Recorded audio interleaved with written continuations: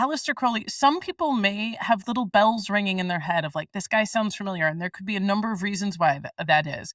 He is, first and foremost, really, I think, most famous for being a leading occultist and one of the first kind of OG cult leaders. He kind of came up in the late 1800s, had roles to play in World War II. He knew he tried really hard to get Hitler to be his brand of cultism. And he was also really influential in like 20th century rock culture. The Beatles have him on the cover of Sgt.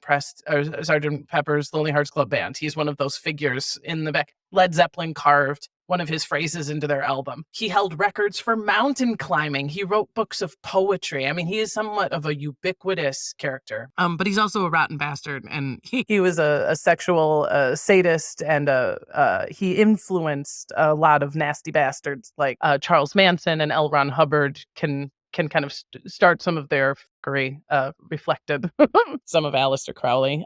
But his name might ring a bell, even if you weren't familiar with any of that stuff, because some of our best fiction writers have used his name, even if fictitiously. I believe there are some important Crowleys in Harry Potter, for example, that they sort of allude to being, the dark arts and the dark magic. And I believe he was also referenced in Terry Pratchett and They do some mystical dark fiction that also references Aleister Crowley, and he fits right in there. I mean, yeah, obviously what you're first going to hear about when you start to hear his name, it's most likely if you're into any of these podcasts about mystical things or spirituality, you're going to hear like there's a sexual deviant named Aleister Crowley. He did all sorts of crazy stuff. He's such a hard character because I've never really done a deep dive into his stuff, but because everything that he does influences so many different things, I know that he's a topic that I'm going to have to do eventually, and and I have a few things on my list. His flavor of mysticism is it's simultaneously ancient and modern in the sense that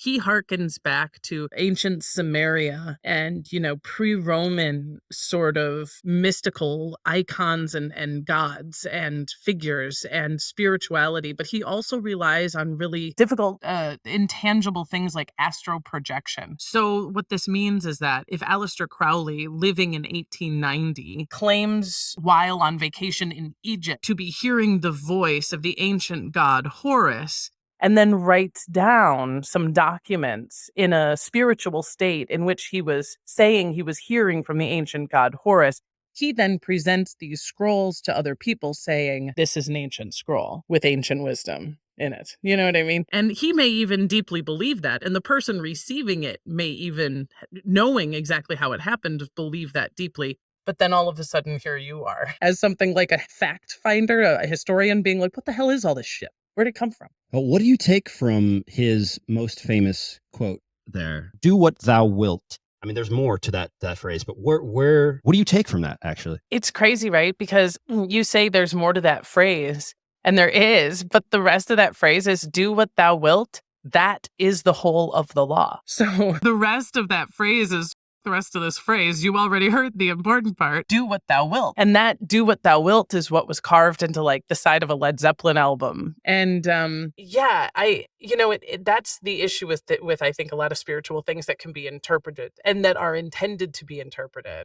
Do what thou wilt it's really fancy words. It sounds like a really elevated and intelligent phrase for whatever the it's AKA, you speak a number of languages. There's probably everybody knows a way to be like, do whatever. It doesn't go for it. But what does the meaning of that? Now, there's where we start to, back to our original conversation about language and meaning. I have an important motto. This is that I have carved. It's on a ring that I wear and hold very carefully. I used to have a pendant that was a locket, and inside you could write on a little piece of paper, sort of a motto. The idea is that you could like touch it if you needed to remember something important. And that phrase for me is it seems sort of, dyslexic in the sense that it's so sacred and it means so much to me and it has kept me in such a spiritual place of like peace and happiness, but it's such a vulgar phrase. And yeah, it can mean throw it away. It doesn't matter. But for me, the it. And the heart of that is take the leap. It encompasses for me the reality of my mortality and the importance of this singular moment I'm in right now and the fleeting nature of joy and time. And you've prepared enough and you know enough, and now is the time to do. And in all of that, I feel all of that in the phrase, fuck it, right? But someone without knowing me or hearing me explain that could be like, she doesn't give a shit. She doesn't think anything matters. She's ready to throw everything away. And of course, that would be a complete misinterpretation of it, right? And I think that do what thou wilt has something similar, where in certain hands, it means you are free. You are utterly untethered from anyone else's rules or the expectations of you. And it can be such a liberating idea. Go on, go forth, right? But as often happened with Aleister Crowley's literature, it gets into the hands of people that go, kill that guy, rob that bank, lie to that person, destroy that document, do whatever you want. And I think that if Aleister was sitting here, he'd be nodding, saying, yes, I meant both of those things.